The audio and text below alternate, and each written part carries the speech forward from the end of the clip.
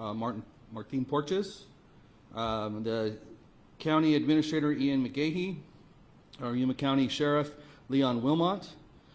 We have our City Council member, Councilmember Knight, our City of Yuma Interim City Administrator Jay Symington, our Police Chief Tom Garrity, and our Fire Chief Dusty Fields, and I'm Doug Nichols, the Mayor in Yuma. Tonight, as we all know, is going to be the sunset of Title 42. And the question keeps coming up, what now? Well, I've been asking that question for 2 years with no substantial response. But the issues are here today, and those issues are in the form of people literally at the border and crossing the border. We've had an increase in the last month from 300 to 1,000 people and more every day.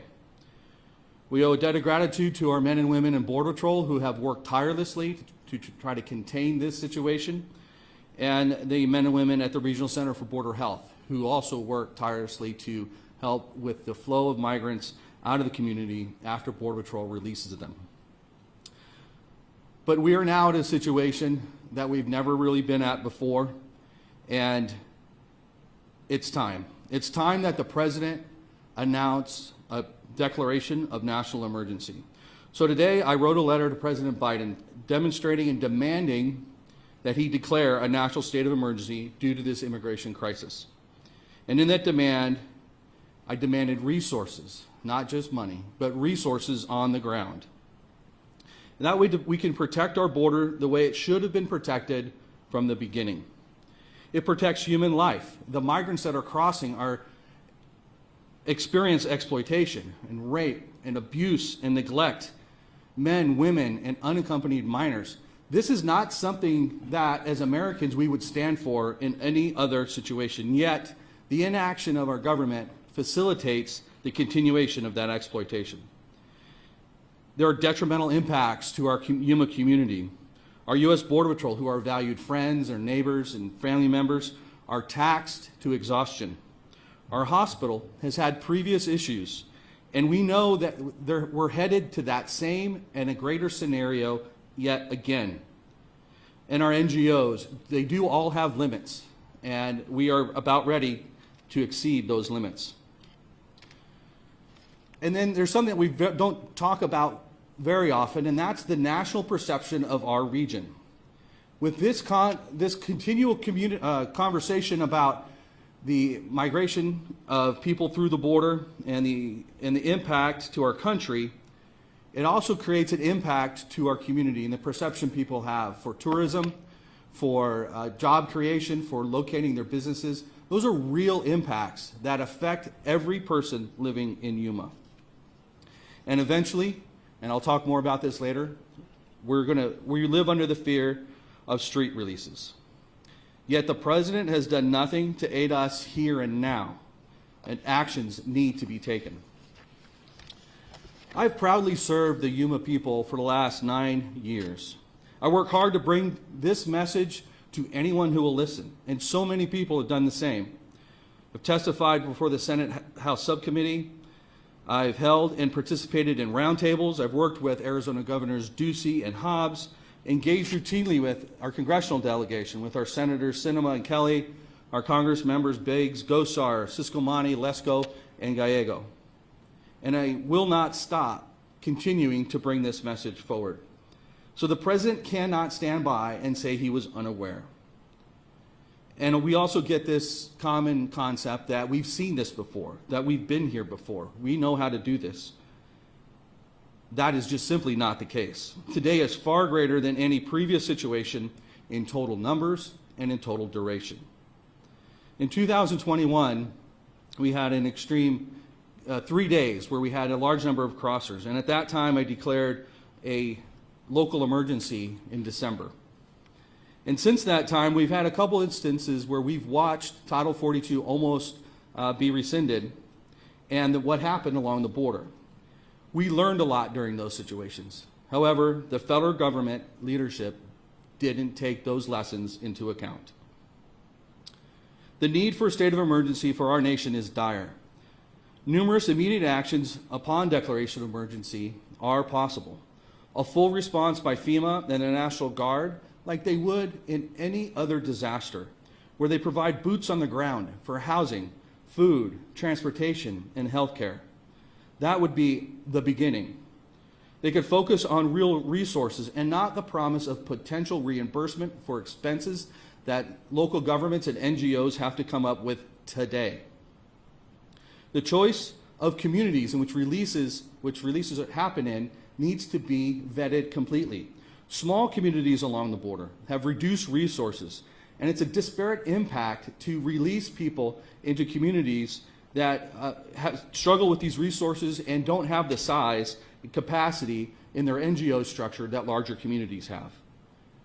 So larger communities get easier to absorb this situation, especially with appropriate resources from the federal government. But currently there's no funding available, and a directive from DHS to release locally is currently on the books. That could be done away with during a proclamation. The immigration judicial process could be made easier.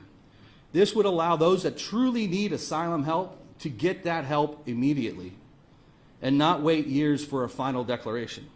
But those that are looking to exploit the system, that are looking to take advantage of the good nature of our country, would be repatriated as they do not meet asylum criteria. And then we could also temporarily assign immigration judges to the border. That could be done physically or that could be done virtually. But either way, getting cases on the docket within weeks instead of years would have a dramatic impact to the flow we are experiencing today and into the future. These are all solutions that I've proposed and voiced to Congress and to the President in my most recent letter. It's a complex situation when you look at it throughout the whole country. But here today in Yuma, it's not a complex situation. People are here. The people's needs are simple, and they're here today. And through direct federal government action, those needs can be met. The federal government needs to stop pushing it upon local governments and NGOs to meet those needs. This is a federal issue. This is not a local issue. It needs to be addressed directly by the federal government. Mr. President, declare a national emergency and get real solutions on our border for our communities and for Yuma. That's the end of my prepared remarks. I'd also like to talk about some news that I just received prior to coming down. And I was notified by Border Patrol that beginning tomorrow in the morning, they're going to be releasing people within different sections of the greater Yuma community and throughout the whole county. There'll be 141 releases tomorrow, 96 within the city of Yuma.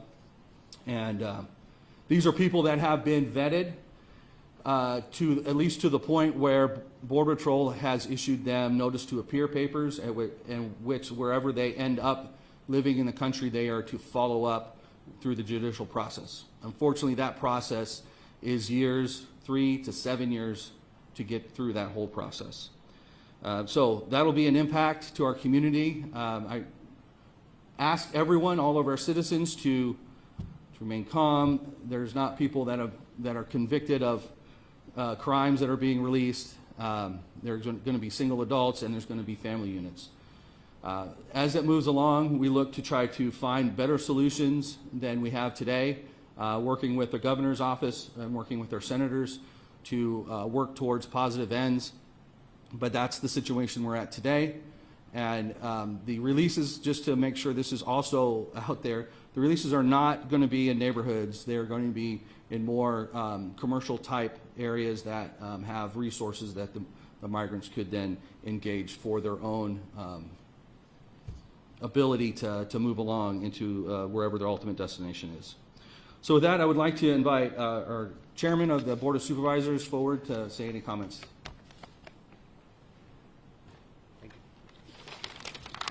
Thank you, Mayor. As you are aware, and if the ones that are not, I did send a letter yesterday to the President and also requesting assistance to provide more transportation, food, and funds to so we can have support the shelters that are already in place. I also urged to declare a federal emergency to give the federal government the ability to send more resources and personnel to the border. Also, just an update. This morning, the administrator, Ian, and our deputy administrator, we met this morning, and the county will partially be opening the Yuma County Emergency Operations Center, EOC, and will be holding daily briefings to share updates and facilitate coordination of efforts between the county, cities, and town in Yuma County. We're monitoring the situation and prepared to act accordingly. This is, of course, to evolving situation, but our hope is by sharing information and facilitating cross-jurisdictional communication, we can meet these challenges. So that's something that we discussed this morning and then be in place. Thank you. Thank you. Are there any questions? Yeah. Sure. We talked before about how there's only 2 or 3 buses that leave town a day. The train comes once every couple of days. Are there any plans for the migrants who are being released, I guess, to put up shelters or any extra transportation for them to get on their way or to a bigger city where they can take more public transportation? Those plans are in the works. We're working, primarily the main issue is funding, and so the state appears to have dedicated some funding that we're working with, and so we'll be working with the county, with Border Patrol, with the local NGOs to figure out exactly how that system's going to work. But the city's been working on plans here for the last several weeks to be ready for some sort of transportation hub. At this point, there's no desire to create a shelter. I think the sooner people get out of town, the quicker they'll get to their ultimate destination, and then it alleviates a lot of potential issues that arrive in the sheltering process. Yes. I know you said you guys are going to be releasing people into commercial areas. Let me correct that. The Border Patrol will be releasing people. Okay, Border Patrol will be releasing migrants into commercial areas. I think a lot of us have seen the scenes out of El Paso. Is there any fear that there are going to be people camping out on the streets or sleeping here for several days on end? And if so, what's going to be done if that's the case? There's definitely that fear, and that is why the urgency of the message to the president is, urgent. And that's the situation we're looking to avoid. So making sure that people have transportation options out of town to get to those destinations, either to shelters that are in place or to transportation options. That's the primary way we're going to try to avoid that. I don't know that it's completely avoidable, but everything's fluid. And right now with 141 people, we're going to see how that works. Sure. Do we expect to see more people being released into commercial areas within the next couple of days? I know we've talked about seeing an increase in migrants expecting to see an increase within the next couple of days. So do we expect to have more releases? I believe just understanding kind of the dynamics of the border and that the numbers are increasing day over day, that there's no additional capacity within the DHS system. And so it's up to, at this point, to the local governments and NGOs to figure out what that looks like, because I would anticipate that the numbers could increase. El Paso is a pretty extreme example, and I pray every day that we don't end up at that level, but that's why we're working so hard to prevent that. Yes, Mr. Mayor. Title 42 ends at 8:59 tonight, our time. What is your understanding of what Border Patrol and how law enforcement locally will respond leading up to and right after that as the policy changes? Well, I know that the numbers are really high even today without Title 42 being removed. They're going to continue in that general posture. There is a process called parole with conditions, which expedites the processing. So all that does is provide people the ability to be released sooner. It doesn't reduce the number of people being released into our country. So from that perspective, I see it being a little bit easier on the Border Patrol side, but I don't see it being any relief on the community side. Any other questions, Mara? Is there going to be more police presence in places where those migrants are released? We are aware of when they're being released, and Chief, did you want to address how we're going to respond? So the Yuma Police Department has, and working with our partners with the Sheriff's Office, the Border Patrol, Somerton, and St. Louis, we are working all together to make sure that the community remains safe and that everybody that's released remains safe. So it's going to be increased. If it calls for that, yes, we have those plans in place. But right now, with only 140, there's no alarm for it. Like the mayor said, these people have already been vetted. They have places they want to go, and it is just getting them to go there. Yes. Could the county explain more what the emergency center is going to be doing? Or can you clarify more on what that's the purpose of that? Thank you, Ian McGahee, County Administrator. The Emergency Operations Center right now, it'll be a partial standing up of that center with the ultimate goal of facilitating cross-jurisdictional communication and coordination.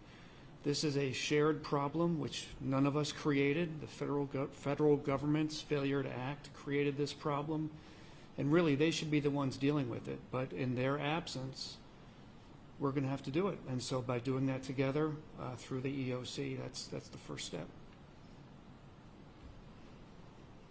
Yes. Do we have a rough estimate of how much costs we've incurred recently for different things like this? Are we taking away funds from other projects to help fund this?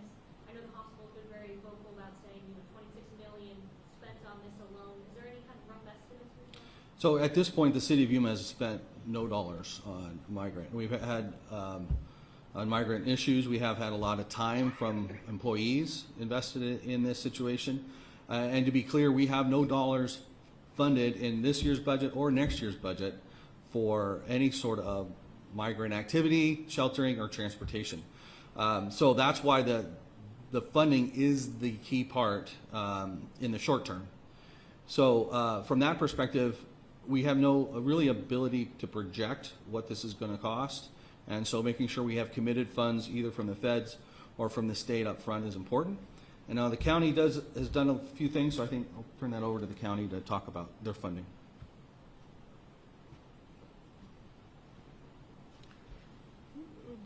What specifically? How much money have you spent, and what do you expect to continue to? I'm not sure if I can answer that question, Mr. Mayor, how much That's we've her spent. question. Yeah.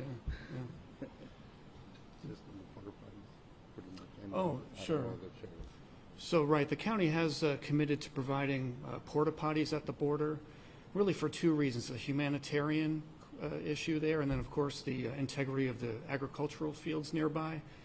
And we've spent, I want to say, $75,000 on the porta potties that are there, and that's going to continue, and it may have to expand as needed. But that's a continuing cost borne by the county, and we're going to continue to pay for those as needed. Yes. I know it's a complex situation, so it's a broad question, but can you explain exactly why Border Patrol is essentially going to need to drop migrants tomorrow? Why that number? Well, I can't talk to you why that specific number, but in general, the process works where Border Patrol brings people in and they process them, and then they normally they would push them over to ERO in the ICE group. That's not been possible for over 2 years. And so they either look to work through other Border Patrol sectors to accommodate the flow, or they work with a local nonprofit. And right now with the surge is being experienced all across the border, so there are no Border Patrol sectors to surge people to. So we have to deal with all of it locally. So those that are not being repatriated to their home countries, are not being returned to any other country, then have to be accommodated somehow. And if they're not known as a criminal element, then they're released upon their own recognizances, generally to a nonprofit, preferably to a nonprofit that can then address their transportation needs to their sponsor city. When the capacity of Border Patrol and the capacity of the nonprofit are exceeded, then street releases are the next element. To follow up, the folks there, the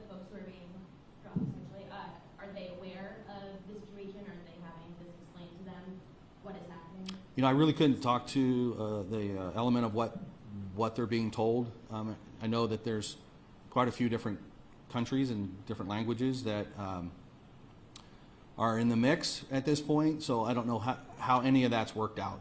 I'm sorry. Sheriff, would you know? No, you wouldn't know. Okay. Any other questions? Yes. Also heard of other cities experiencing similar situations, busing migrants to other areas that were, I don't want to say experiencing a less, you know, I feel like we've heard of other cities having this same issue, busing out migrants to other cities to kind of have them deal with it, or just kind of spread everything out. Have you guys experienced that here in Yuma? Yeah, so our nonprofit, Regional Center for Border Health, does that routinely. They're in connection with a lot of nonprofits throughout Arizona and Southern California, as well as transportation hubs like the airports. So that's typically how that's handled. The transportation that the state has provided across country is always to a received NGO that will help people kind of land and get on their feet. So at no time has there been, that I'm aware of, anyone that has just completely just dropped people without some sort of bearing or resource. Yes? Did you say that the releases tomorrow, that the state is going to provide funding or take care of them, transport them? Or? I did not say that. We're working with the state to try to find those mechanisms, those funding sources and resources to get that situation addressed. Anyone else? Yes. I guess this would be for the sheriff or police. Yesterday, the Arizona Sheriff's Association held a press conference talking about resources. How much of your day-to-day resources are dedicated now to the border compared to, you know, everyday crime that happens within the city itself or county? How much is it now have to be dedicated to border-related issues? Well, it's not so much now, but what we've been dealing with for the past 2 years, dealing with this crisis on the border. And if you watch the Arizona sheriffs, I appreciated them being the voice for the sheriffs that could not make it up to Phoenix. I know Sheriff Penzone, Sheriff Lamb, and Sheriff Rose did an outstanding job of articulating our concerns. The main focus was the fact that our citizens need to know that we are all working together, one-on-one, and keeping each other briefed every day on activities.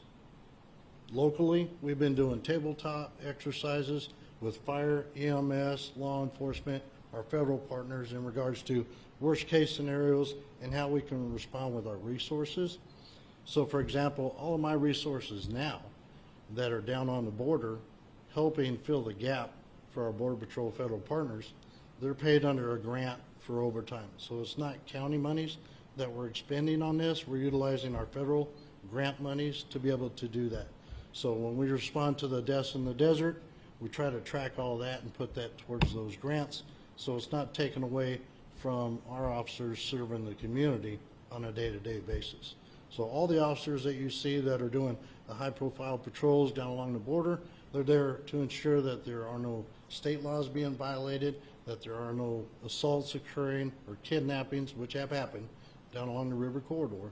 So we're there to try to prevent that and also try to stop the illegal, illicit narcotics that are so often being smuggled into the United States because the cartels orchestrate every bit of what we're seeing today. Make no mistake that they are doing this on purpose, and this administration is well aware of what we're dealing with. We voice our concern each and every day. Sheriffs, chiefs, mayors, you name it. And it's frustrating for us because this administration knows what's going on the border and what the cartels are doing to exploit the weaknesses of our federal Border Patrol agents. So we as sheriffs are trying to fill that gap to try to intercept the human smuggling and the narcotic smuggling that's going on in the eastern part of our county. I can't speak to the rest of the sheriffs, but that's when Arizona is known for more than 50% of fentanyl coming into the whole of the United States. That's a serious concern for us. And what frustrates us in law enforcement, especially sheriffs, is that the Secretary of Homeland Security and the President, they defunded ICE. They knew this was coming. They could have put monies into effect to fund ICE, to be able to put this infrastructure into place to adequately house, feed, and go through what's needed for Title VIII requirements. What you're seeing now is there is no Title VIII enforcement being done by this administration. The individuals are just being released into societies.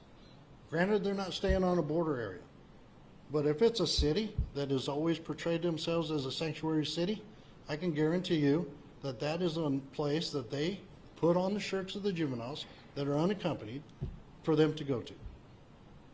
And that's what's happening. And for anybody to say that what they're doing now is humane is not humane.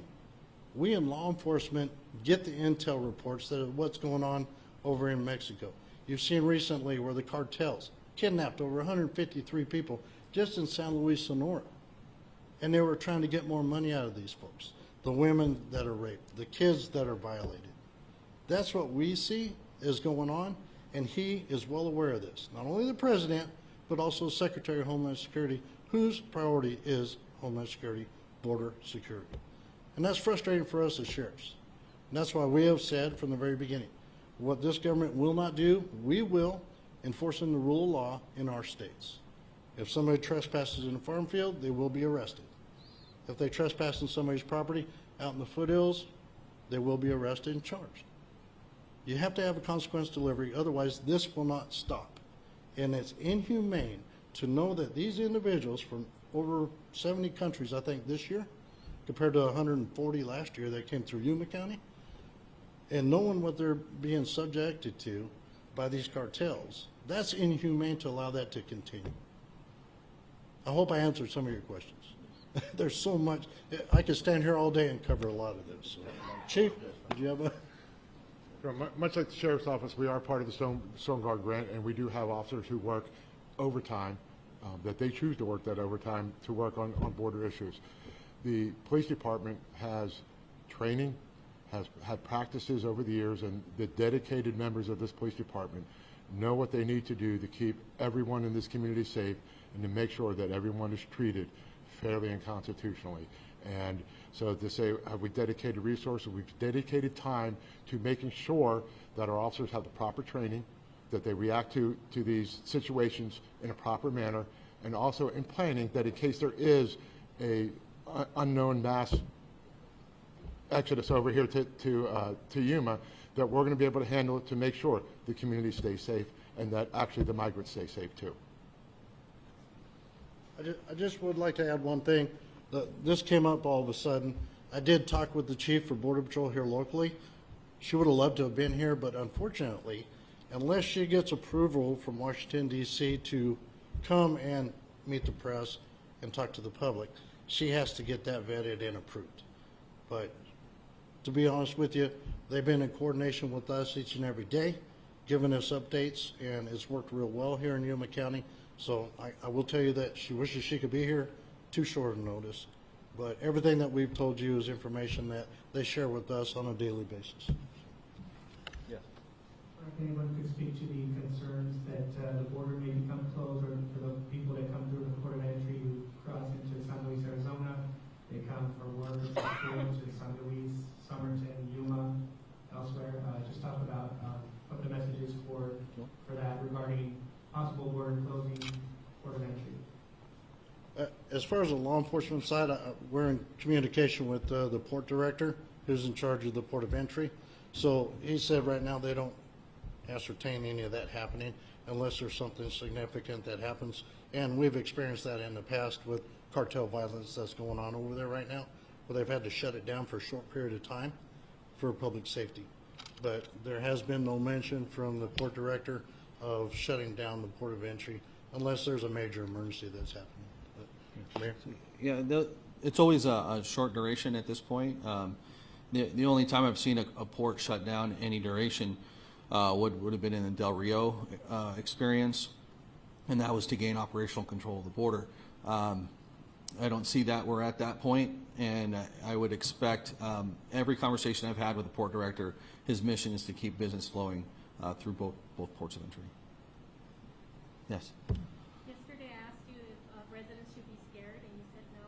Is that still your feeling? That is still my feeling. This is not unfettered, so it is, they do go through Border Patrol screening. It's not a perfect screening, obviously, but there is at least some hands and some tracking done, hands put on people and some tracking done to make sure that we try to weed out all the nefarious individuals. I particularly myself, I'm not concerned, and I would recommend people just to be like you would with anyone else, just eyes open. If you see something, definitely call it in. 911 it works, but to be just afraid as a base level, I would not be. If you see someone doing anything, whether they're a migrant or a resident, you should have the same response. How often do we?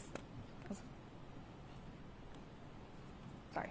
How often do we see migrants stopping at that area that you guys have set up and turning themselves into Border Patrol agents versus the amount of people that run or try to, get into the city and neighborhoods? So the overwhelming majority turn themselves in. If you go to the border about 4 in the morning, you'll see them lining up in order to be interdicted. Those that are looking to evade are generally either carrying drugs or they're some sort of gang or nefarious member. And so I don't know if I don't have any numbers. Sheriff, do you have any sense on gotaways? So from what I understand back, as far as April numbers, you had 119,000 that were apprehended along the river corridor by Border Patrol. And I want to say it was roughly 1,000 getaways that they know of. And usually that's typically out towards the eastern part of the county where we see the smuggling of narcotics and individuals being smuggled in as well. So the numbers as far as getaways, according to the chief, have gone down because of what's going on now. Our fear is that they're going to start going up. Any other questions? Yes. Have you been in contact with mayors from any of the other cities in Arizona about these resources? They might be able to provide transportation, infrastructure. You mentioned it might help if migrants went to larger cities. We've talked in general over the years, and particularly as this situation ramps up, we've talked in generalities. Because it's really a federal issue, I don't know a single mayor who's going to commit their local funds for that willingly, but it's really the connections to the nonprofits in those communities that are critical, because that's where the potential reimbursement can happen, and really the infrastructure of how you house people and transport people would be more effective. All right. With that, I appreciate your time. We'll stay close. We'll have more information as it's available. Thank you. Thank you.